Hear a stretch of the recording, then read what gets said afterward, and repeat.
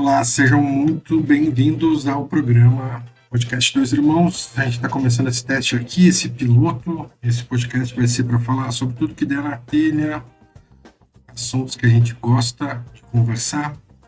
E vai ser feito esse podcast por mim, Ródero, e pela minha irmã Alana. E hoje no piloto aqui estou eu sozinho, mas vai ser nós dois, eu aqui de Porto Alegre, ela de Floripa, e a gente falando sobre assuntos diversos, sobre coisas que a gente gosta, sobre a nossa maneira de enxergar e ver o mundo. E é isso. E hoje, no programa piloto, a gente vai falar sobre os anos 80, essa década querida por muitos, superestimada por outros,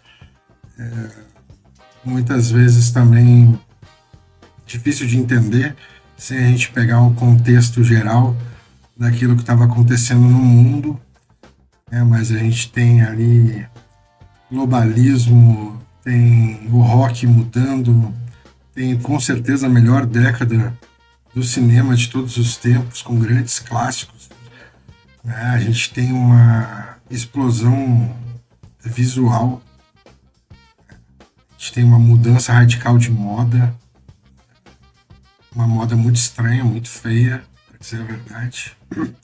Mulheres com ombreira, cabelos tipo poodle e por aí vai, lantejoulas, glitter, neon, né? Tudo isso fazia parte dessa década de 80 e a gente tem. Hoje em dia a gente está vivendo, já passou até na verdade, o revival da década de 80, né? Agora os jovens estão descobrindo a década de 90, é a década onde eu fui adolescente, e mas é engraçado, até pouco tempo atrás era a década de 80, né? E essa coisa da nostalgia, principalmente na internet, é muito engraçado, para não dizer outra coisa. Porque a gente vê diversos daqueles vídeos, né? Na minha época era tudo melhor, era tudo. Eles começam a fazer uma espécie de um exagero, né? E dizer que todas as brincadeiras eram melhor, que tudo era melhor, né? Claro, isso sempre vai ter a ver com a gente olhar para a infância, né? E a gente tem aquelas memórias de um mundo mais simples, de um mundo mais calmo. Com certeza, quem nasceu na década de 80 talvez seja a última geração que pegou todas as revoluções, né? Pegou quando não tinha internet, quando não tinha celular, e viu tudo isso nascer e acontecer e de alguma forma foi se adaptando a isso, né? Entrou nas redes sociais também, né? Fazendo as suas coisas cringe, como diz a gurizada de hoje em dia. E a gente, claro, revisitar é sempre muito bom, porque a gente olha, né, filmes, músicas, e isso faz a gente pensar, né? Eu estava até refletindo sobre isso, eu acho que a grande década do rock talvez seja a década de 70, uma grande década da música. Não que a música dos anos 80 não seja boa, ela é boa, mas eu marcaria a década de 80 pela questão do visual, né? O visual é muito forte e, sinceramente, eu acho que não tem uma outra década melhor em relação a filmes, né? São grandes filmes, né? Que eu digo blockbusters, assim, né? Essas coisas que ficam no imaginário por gerações, assim. E é muito forte esse impacto visual dos anos 80. Na moda, nos cabelos, no jeito de falar, no jeito de se vestir. O Brasil aqui é um caso à parte ainda, porque parece que pegou tudo que estava sendo feito no mundo e sempre a gente condensa de uma maneira meio abrasileirada as coisas. Então, Ontem eu tava pegando, tipo, pô, quais são as maiores bandas de rock dos anos 80, né? Quais são os maiores filmes dos anos 80, fazendo um trabalho de pesquisa aqui para a gente poder falar, porque tem coisas que a gente acha que é de uma década, na verdade começaram em outras, e aí isso me trouxe uma reflexão, né? Quando que a gente, como, por exemplo, assim, se a gente for botar uma banda e ela começou 2 anos antes, tipo, em 78, mas ela foi fazer sucesso mesmo na década de 80, ela é uma banda dos anos 80 ou ela é uma banda dos anos 70? Eu acho, tá, sinceramente, quando eu pego assim essas viradas de década, essas bandas, principalmente dos finais da década, elas estão percebendo alguma mudança no ar e estabelecendo alguma mudança. Alguns filmes também, algumas iniciativas culturais captam isso, né? E claro, a gente tem na televisão, nos filmes e na música e na moda as coisas mais rápidas de se captar isso, né? E essa transição de década, do final da década de 70 para o início da década de 80, é muito isso, né? Então, das bandas que ficaram ali no meu top 10, muitas delas começaram no final dos anos 70, né? Mas eu procurei pegar, assim, bandas que ficaram mais próximas da virada da década mesmo, né? Porque tem bandas que são muito seminais, né, para os anos 80, no sentido de determinar mudança de tudo, né? De como eram gravadas, de como eram as faixas do mood da época, né? Da vibe da época. E, e elas começaram no final da década de 70, então elas já estavam imprimindo as suas novas escolhas, né? Já estavam cansados daquilo que estava sendo feito na década anterior, que eu acho que a década de 70 é a melhor década musical de todos os tempos. Ela consolida o rock dos anos 60 e, puxa, tem tantas outras vertentes e coisas que aconteciam no mundo que eram absolutamente maravilhosas. Assim. Mas, claro, como tudo que é muito bom, né, vai extrapolando, vai se exagerando. E a década de 80 e as bandas do final da década de 70, início da década de 80, elas vêm como uma espécie de contracultura. Né? As coisas na sociedade acontecem assim. Né? Heidegger, filósofo, falava, né, que sempre quando tem um movimento hegemônico, algo muito poderoso acontecendo na nossa sociedade de um lado, sempre vem uma resposta do outro com a mesma força, o mesmo impacto, né? Então a gente vai pegar assim, isso a gente pode botar para qualquer coisa, para política, mas a gente pode botar para para os movimentos artísticos de uma forma em geral. Então existia no final da década de 70 ali, aquelas bandas de rock progressivo fazendo músicas de 15, 20 minutos, 30 minutos, né? Alan Wakeman, Emerson Lake and Palmer, Gênesis. Gênesis nem tanto, mas era prog também, né? E tem coisas incríveis ali, mas com certeza tinha uns exageros, umas experimentações, umas viagens. E vem bandas de rock fazendo o contrário, né? O punk já existia como esse movimento de contracultura, mas ele vai ganhando corpo realmente no final dos anos 70. E no início dos anos 80 vem o pós-punk, né? Aí a gente pode botar aí The Cure, né? Seal and the Benches, Smiths, eu acho que é um caso à parte, mas entra também, né, nessa new wave, assim. A gente tem, claro, do outro lado, o heavy metal e o metal farofa, né, que dão uma simplificada também, mas ao mesmo tempo estabelecem esse novo estilo e com certeza um novo visual.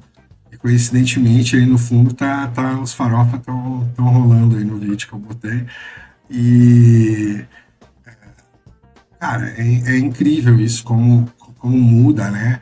A questão dos sintetizadores, a questão da captação das aquelas baterias com aqueles triggers eletrônicos, né? Joy Division e New Order, né? Aí estabelecendo outros limites para música pop. Aí a gente vai ter a eterna batalha dos anos 80 do Prince, do Michael Jackson. A gente vai ter essas outras divas, tipo Madonna, Cyndi Lauper. Não que eu gosto disso, eu acho horrível. Madonna, desde o início da década de 80, é muito chato. Cyndi Lauper também. Tirando aquela clássica do Goonies, né? Cyndi Lauper tem algumas coisas, dá pra entender, assim. É divertido, vamos dizer assim, um pouco mais o vocal dela, mas é chato no geral, né? Ninguém escuta Cyndi Lauper fora de uma festa, né? Assim como ninguém escuta a MCA fora de uma festa, assim, ninguém tem na playlist para ir para academia ou para, sei lá, para fazer qualquer outra coisa. A MCA e Cyndi Lauper, né? Eu acredito que uma pessoa menos decente não deva ter essas músicas e escutar no seu dia a dia, mas claro, uma festa é legal, pela questão da nostalgia, pela questão de se lembrar desses momentos, aí é válido, dá pra gente se permitir, né?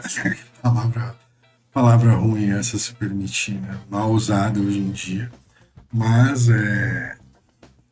com certeza é um outro ambiente, né?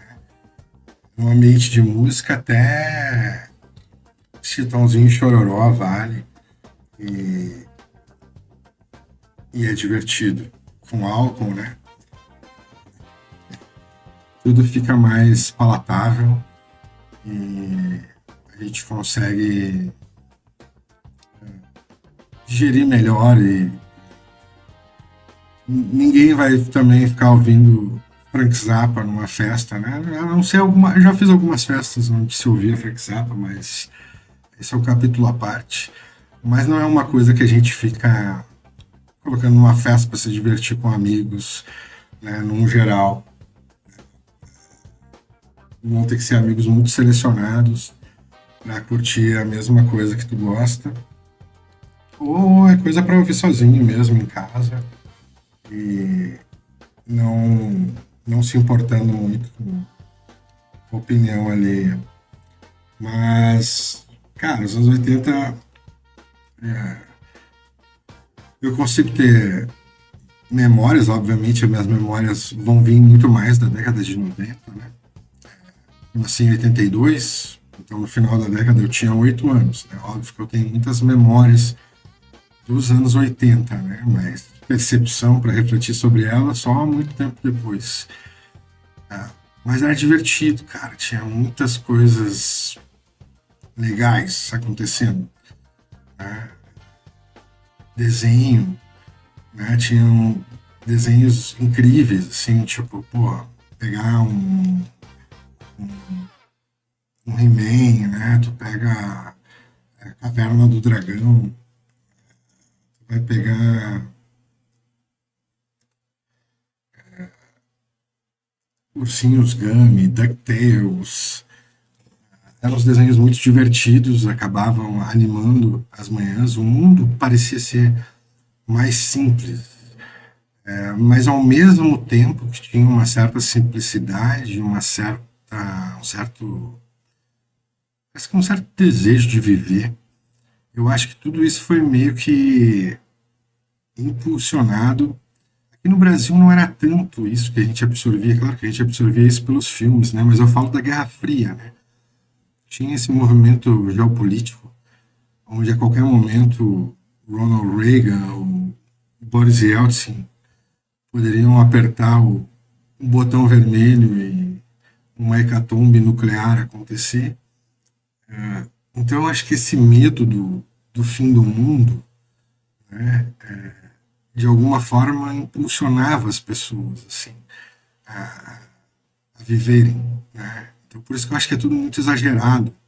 Até esse, até esse desejo de, de viver a vida assim nesses extremos, né? Por causa desse era um impacto cultural. A gente vai pegar isso, não está só nos filmes, não está só nas músicas, mas está também em todas as outras formas de arte, né?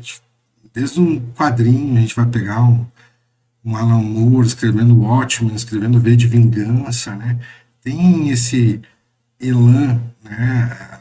Batman Cavaleiro das Trevas, né? Tem esse tema, esse tom. Heidegger fala isso, né? Claro que ele estava na década de 30 falando isso, né? E todas as décadas, todas as gerações têm uma espécie de tom, né? Um tom que determina a geração. Para Heidegger, na geração dele, era um tédio. E eu acho que nos anos 80 não era um tédio, era a iminência de tudo acabar. E o que que se faz quando tudo acaba, né? E eu acho que isso determinou muito, né? Porque a gente via os exageros justamente por causa disso, porque tem pessoas que quando tudo vai acabar, o desespero vem, então tipo assim, eu quero fazer tudo que eu nunca fiz, né? Agora, antes que algum desses loucos aperte o botão vermelho e o mundo acabe. E é engraçado a gente perceber isso e como isso, de alguma forma, vai determinar as músicas, vai determinar o jeito de se vestir, vai determinar a maneira como as coisas são vividas, né? E a maneira até como a gente lembra dessas coisas dos anos 80, né? Então, e é uma década que tem, eu acho que, claro, a televisão já existia há muito tempo, né? A gente tem televisão desde a década de 40, 50, mas ela se estabelece, eu acho, de uma maneira sem precedentes na história na década de 80. No Brasil, com certeza, né? Mas nos Estados Unidos também, né? É a década da MTV, então tem essa revolução, né? Isso tudo, isso tudo, quando tu vai olhar para trás, tu consegue captar de uma maneira muito melhor esses elementos do que quando tu tá vivendo, né? E aí tu vê, inclusive, as coisas ridículas que acontecia. A moda é uma delas, né? A gente tem essa, essa coisa do empoderamento feminino chegando na década de 80, né? Principalmente ali com a Jane Fonda, né? Aquele vídeo dela de VHS, onde ela passava um treino. Eu nem sabia, mas ontem pesquisando, é o VHS mais vendido da história do mundo, né? Coisa assim absurda. E a Jane Fonda não era mais nenhuma menininha, mas ela tinha essa questão desse, foi palco desse ativismo, né? Claro, ela era casada com um democrata, né? A gente sabe que tem uma influência aí, e ela era uma feminista, né? E tem muito essa questão dessa batalha de homens e mulheres na década de 80 começando, e eu acho que isso está muito determinado na estética dos anos 80, né? As mulheres com ombreiras, né? Eu acho que é a única década da história que as mulheres usaram ombreiras, né? É uma coisa terrível. E aqueles cabelos também, né?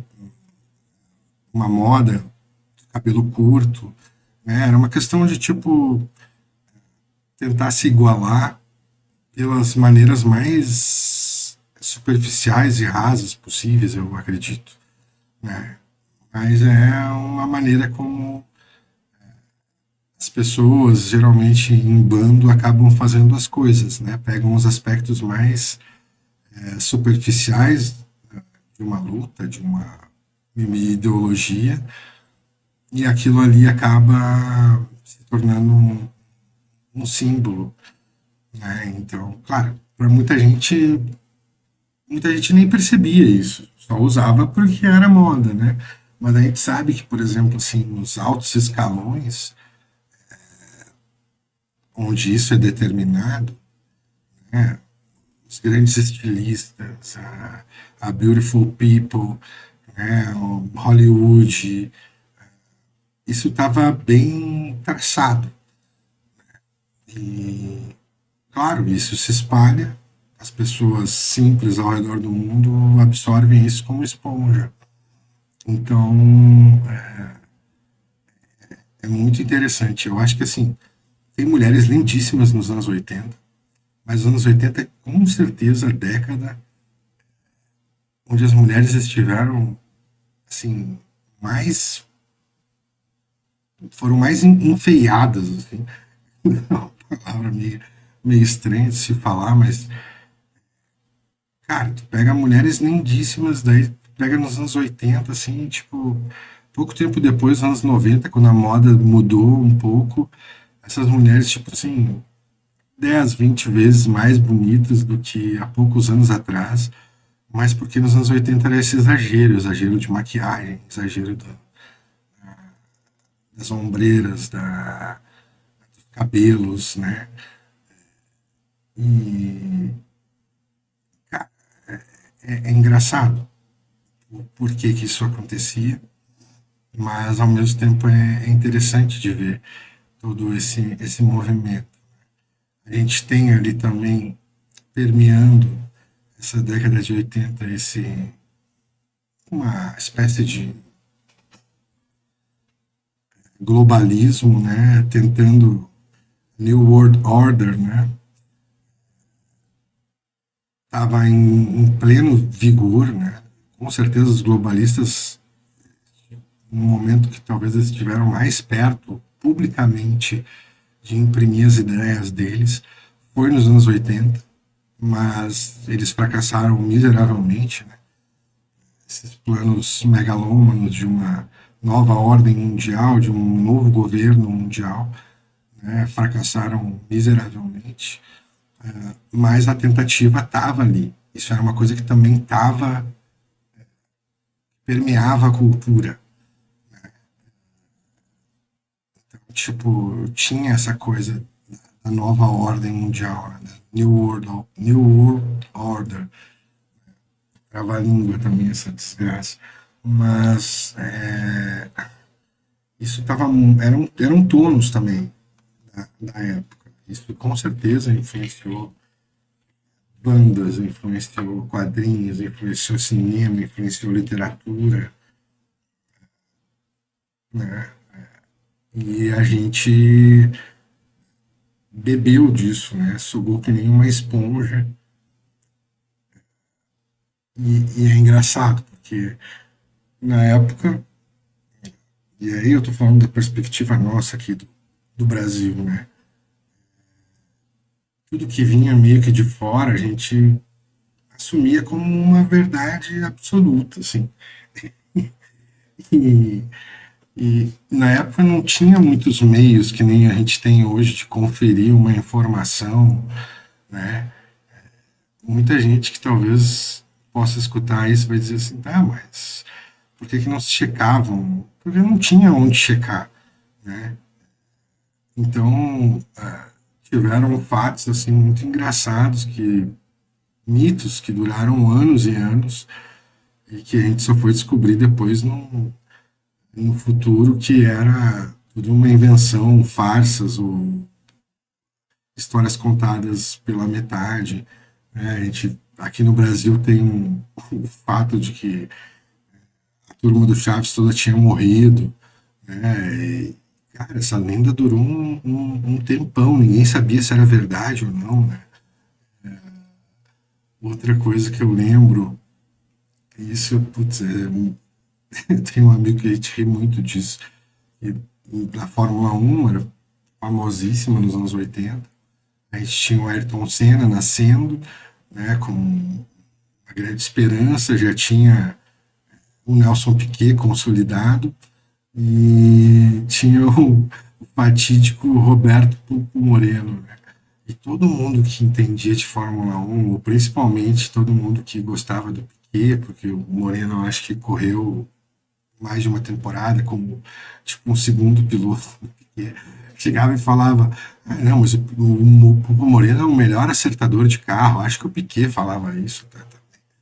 Mas é engraçado, né? Porque ele acertava só o carro dos outros, né? O dele ele nunca acertou, porque ele sempre saía em último, chegava em último.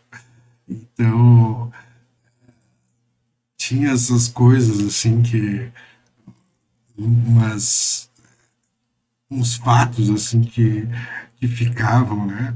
O senhor Miyagi lá no filme do Karate Kid, com a fotinho dele do lado dos americanos na Segunda Guerra Mundial. Eu, porra, mas peraí, né? Na Segunda Guerra Mundial, os americanos lutaram contra os japoneses, né? O que o cara tá fazendo do lado dos americanos, né? Ou era um traidor ou, tipo, ninguém pesquisou, né? Então, cara, umas coisas engraçadas pra caramba, assim, e que ninguém dava muita bola. E o que valia era o entretenimento e até essas histórias,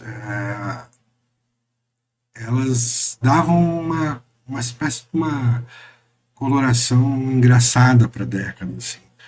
Isso continuou na década de 90, claro, mas daí foi acabando conforme o acesso à internet e à informação e a checagem de informação rápida foi se estabelecendo mas nessa época, esses mitos, essas coisas duravam anos. E a gente ficava acreditando nisso por anos. Porque, sei lá, tu tinha uma Barça para consultar, mas a Barça era de 1968, de 70. Não comprava uma Barça nova todos os anos, né, para ficar atualizando as informações. Né? Claro que tinha alguma coisa de informação chegando por rádio e televisão, mas era aquela coisa, era o que eles queriam passar de informação e estava tudo certo. Né? E às vezes a informação chegava quebrada para os próprios jornalistas.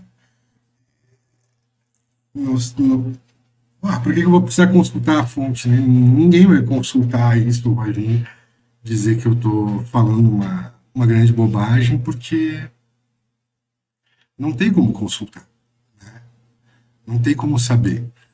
Né? E quem sabe também não tem como.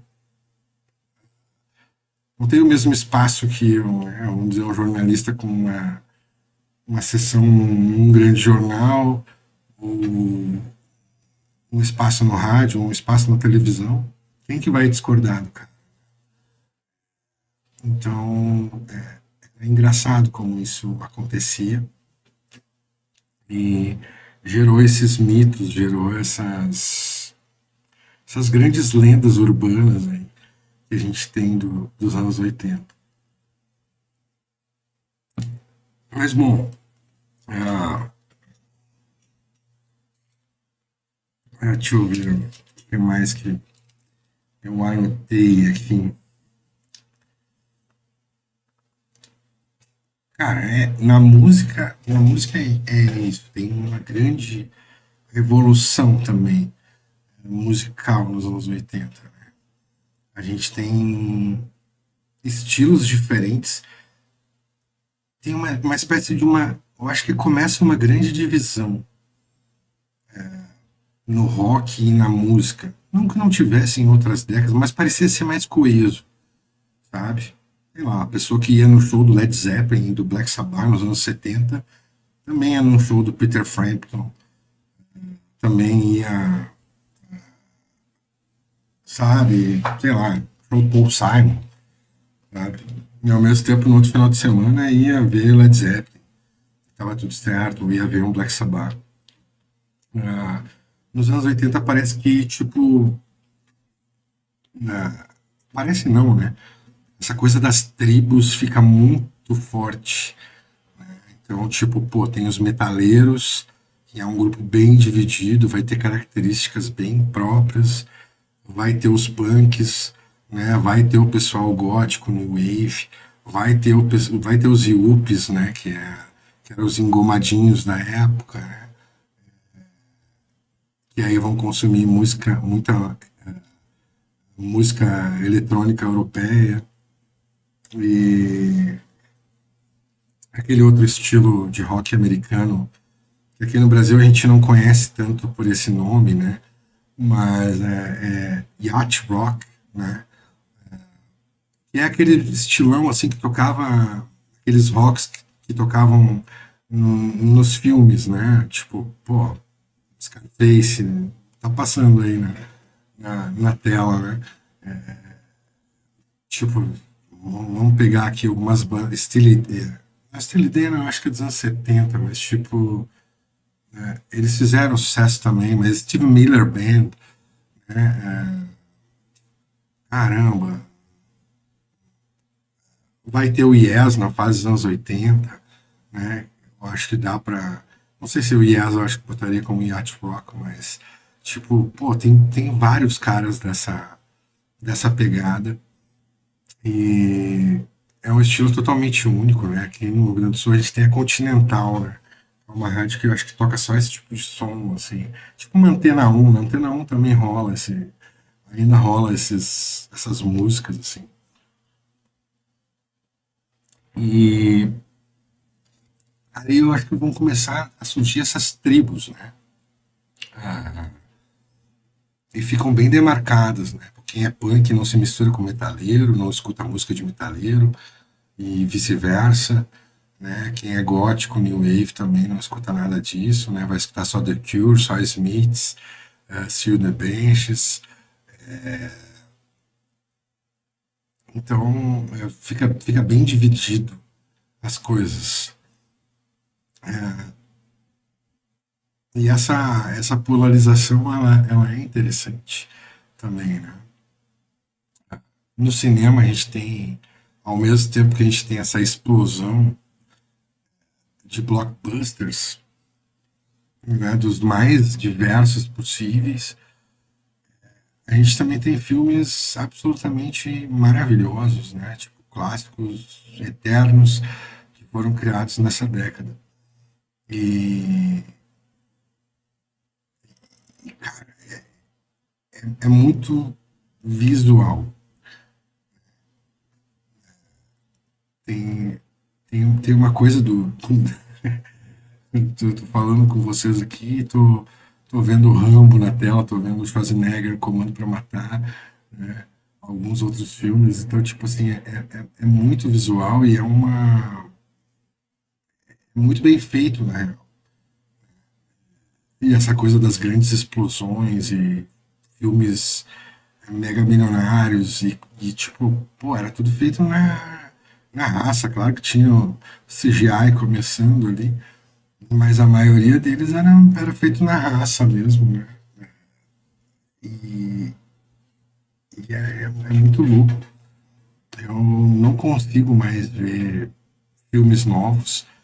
Então, nesses últimos tempos, eu estava voltando muito a ver clássicos dos anos 80. E, cara, os filmes são maravilhosos. Claro que eles têm um ritmo e a gente tem que ver um ou dois para se acostumar novamente, que é como tu vai ver um filme da década de 50, da década de 60. Se tu tá vendo muito filme novo, né, onde a edição é muito frenética, muito dinâmica, tu vai levar um tempinho ali, uns 10, 15 minutos para se adaptar, né, ao tempo do filme. Mas as histórias, os roteiros são cativantes demais, né? Uma época onde ainda se faziam excelentes roteiros, né? Como isso se perdeu. Acho que isso é uma das maiores decadências da cultura em geral, é que os roteiros hoje em dia são muito ruins, né? E tem que obedecer diversas. Ah, não pode ofender A, não pode ofender B, essa bobajada que. E aí, claro, isso limita todos os artistas e vai emburrecendo eles no geral. E os filmes cada vez são mais pasteurizados, cada vez são mais iguais uns aos outros. Pega, os caras vão fazer um filme de época, hoje em dia tá lá essas pautas identitárias e, sabe, como se isso fosse uma coisa que permeasse um filme de época, né? É que para um jovem hoje em dia, ele é óbvio que ele não vai perceber essa diferença, né? Mas quem pegou essa transição do que a gente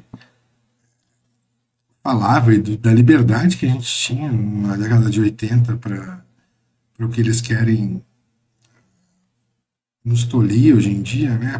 Por achar que a gente vai ofender alguém ou isso ou aquilo. Pô, tu pega as piadas dos filmes, se tu é uma pessoa mais sensível, tu fica, ah, meu Deus, olha que ele falou isso e tal.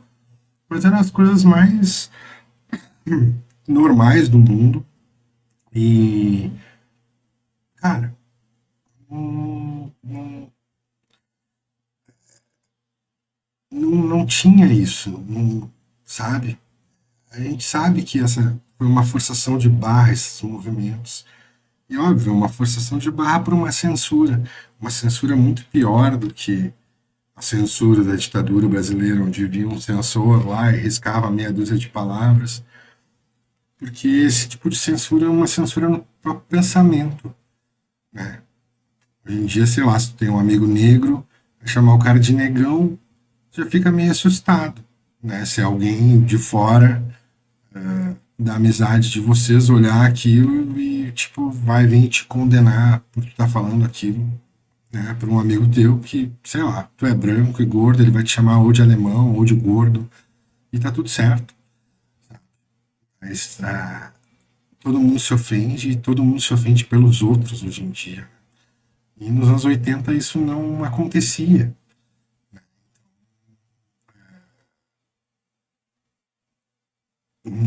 Não acontecia assim. Claro, lá também é o início disso, o início desse movimento, assim como tem esse grande luta entre homens e mulheres, né? Vamos dizer assim, nos anos 80 é onde o feminismo ganha um espaço e ganha força. Então, mulheres fortes, né?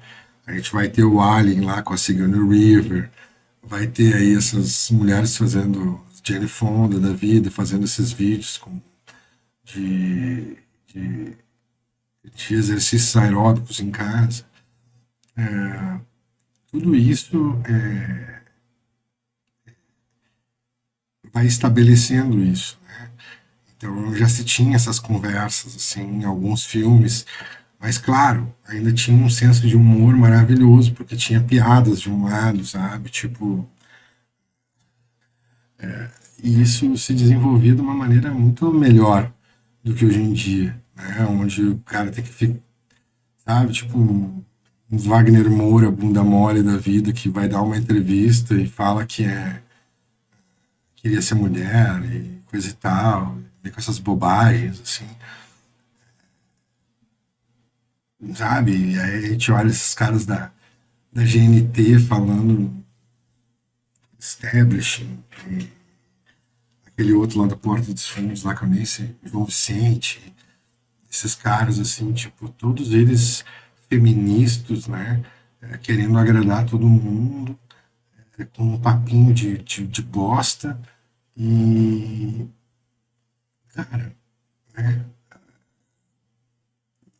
Daí, tipo, vai ver na vida real, os caras pensam a mesma coisa que todo mundo, só tem que ficar se autopoliciando o tempo inteiro para não cair, né, em alguma armadilha da própria vida, porque é justamente isso, eles têm que ficar mentindo para si mesmo o tempo inteiro, né, e ficar nessas justificativas e nesses mantras ideológicos. E nos anos 80 não tinha isso. Eles já estavam imprimindo as coisas de lá, essas coisas que resultariam no que a gente tem hoje, mas ainda tinha muita liberdade. Tem uma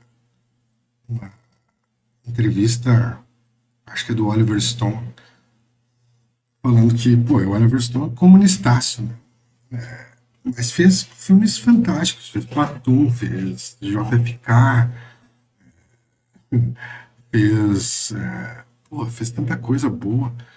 E ele falando que, ó, hoje em dia não tem mais como fazer filme, é tanta imposição.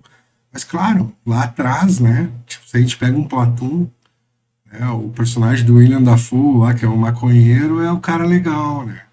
E o personagem, o malvado, é o cara do sul, que é o. Pô, não esqueci o nome do ator agora, mas é um. Porra, muito bom, cara. Peraí que eu vou ter que pesquisar isso aqui. Platoon.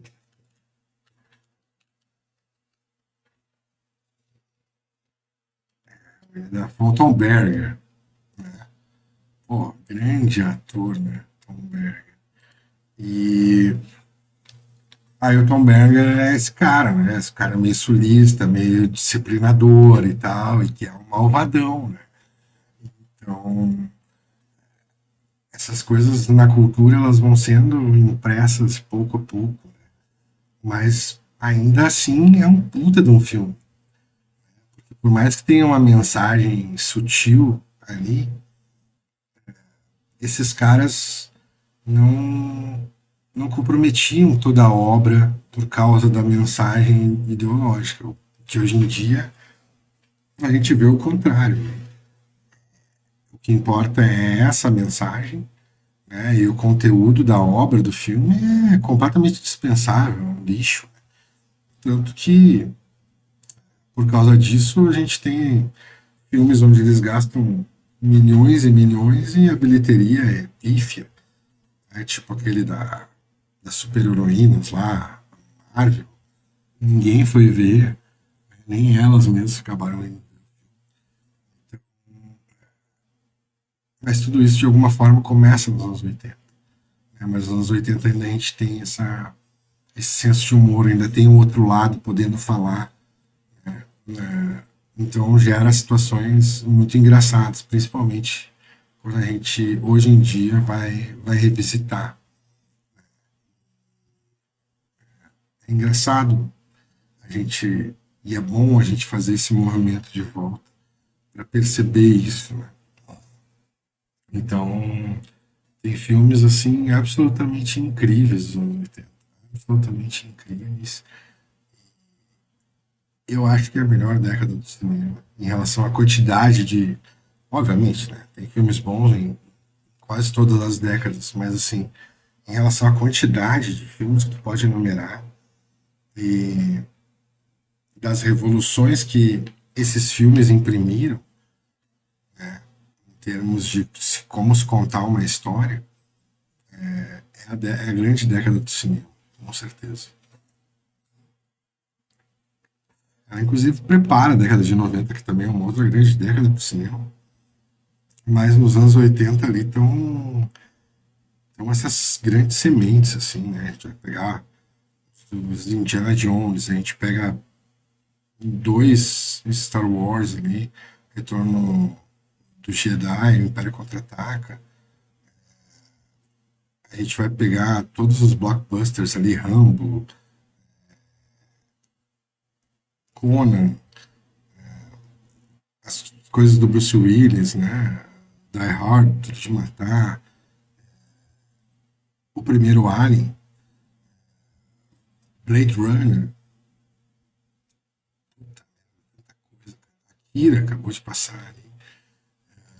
Pô, aquele ali, o Enigma das Águas, Enigma de Outro Mundo, né? Que é um filme B, mas tipo que estabeleceu uma linguagem também para uma década inteira.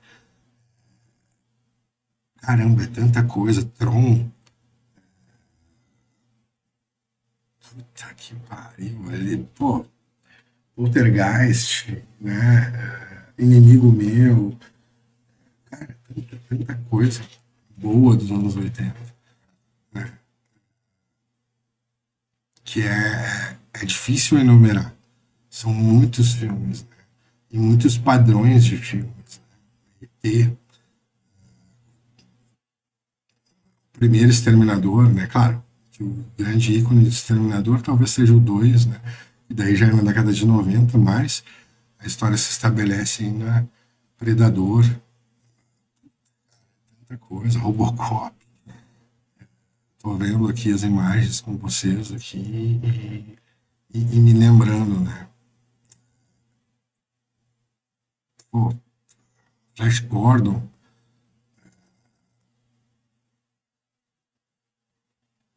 caramba, é muita coisa. Aí a gente vai pra televisão, aí tem as séries mais absurdas, mais legais de todos os tempos. A gente vai ter um Mad Max, vai ter. Na televisão a gente vai ter MacGyver, a gente vai ter a Gata e o Rato, cara, com Bruce Willis, que é uma série muito boa.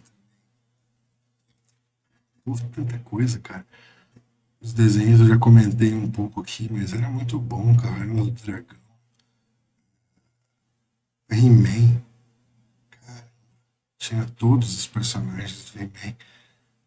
E era divertido demais, assim, de poder ver os desenhos, poder brincar com aquilo, assim, e ainda usar a imaginação, né? Nosso cérebro não estava tão derretido com a quantidade de telas, exposição, a gente tinha um tempo para ver televisão, não era todo dia, e também a programação não era toda ela voltada para crianças, ou tinha um período ali, né? Depois tinha umas coisas que a gente achava chato pra caramba.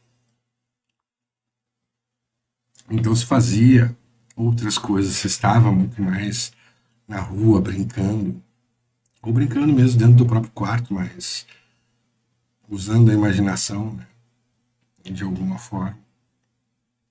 Pô, a gente tem nos anos 80 a popularização do RPG, que é um grande jogo. A gente teve recentemente aí nessa série Stranger Things um revival dessas coisas todas dos anos 80. E, cara, é legal demais ver isso, porque teve coisas muito boas. Obviamente que, num geral, a gente pega esses movimentos ideológicos e geopolíticos se estabelecendo e, obviamente, tendo seus reflexos na cultura, mas muita coisa boa foi feita. E, claro, não dá para olhar para trás e dizer que tudo era bom, né? Que tudo era maravilhoso. Tem os exageros também. Mas é engraçado de ver até esses exageros, assim, quando a gente olha para trás e a gente vê de uma maneira saudosa. E aí, voltando, né, a gente entende porque que algumas pessoas ficam perpetuando esses vídeos, né? Ah, na década de 80 que era tudo maravilhoso, na década de 90 era tudo maravilhoso. Aí a pessoa se esquece da banheira do Gugu, né? A superexposição de criança, de pornografia, de uma caralhada de coisas, que era a coisa mais absoluta, mais normal e tava tudo certo, né? Não tava tudo certo, mas tipo era extremamente aceitável, né? Nessa década, porque foi uma década que tipo ela pegou todo o liberalismo que inicia lá nos anos 60, nos anos 80 tá no seu nível máximo, assim. É ali onde se começa a estabelecer aquela coisa meio nova-iorquina, assim, tipo, casal sem filhos, sabe? Ou com poucos filhos. Eu quero mais curtir a minha vida, não quero ter que ficar aqui dependendo. Então, tipo, sei lá, vou casar mais tarde. Essas ideias, elas ganham uma força enorme nos anos 80. E essa força, ela tá registrada na arte dos anos 80, né? Que são os filmes, que são as músicas, né? Porra, tem uma música do Billy Joel que eu acho muito emblemática, né? Que é aquela.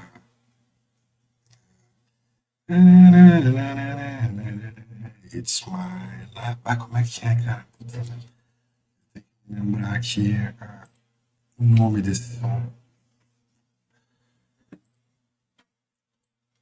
Mas que é o cara, tipo, falando E agora ele tá muito melhor que ele tá separado.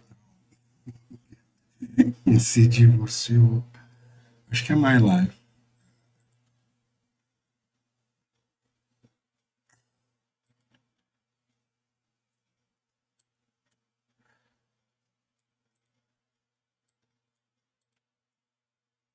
É, que tipo,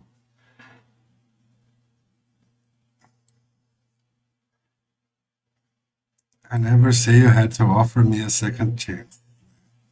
Nunca disse que você deveria me oferecer uma segunda chance. Eu nunca disse que era uma vítima das circunstâncias. Eu continuo indo, não me leve a mal. Mas é bem emblemática, cara, essa música, né? Que o cara tá dizendo assim, ah, não tô nem aí pra ti, né? A gente se separou, a gente se divorciou, foda-se, cada um pro seu lado. E é uma baita música. E só que é engraçado pra caramba, né? A gente vê isso, né? E a gente vê a consolidação disso que não começa nos anos 80, né? Mas ganha uma força incrível nos anos 80. Bom, eu ia fazer os top 10 aqui, mas como esse é um programa piloto, só quero testar aqui os áudios, quero testar umas gagzinhas que a gente pode colocar. Pô, parou minha música de fundo.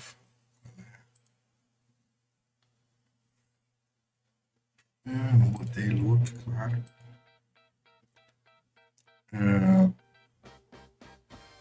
E então, isso é engraçado pra caramba. E, mas com certeza a dinâmica vai ser muito diferente do piloto. Quando eu estiver com a minha irmã conversando, a gente vai se lembrar de muito mais coisas, muito mais histórias. Eu acho que vai ser muito legal. Mas talvez eu faça alguma coisa assim, sozinho também. Uma coisa divertida de se fazer, quando a gente pega o ritmo. Né? Claro que talvez hoje o ritmo tenha sido um pouco lento, porque eu estou experimentando isso pela primeira vez, mas é legal de fazer. E já dá para ver que talvez tenha que ter algumas coisas mais preparadas, né?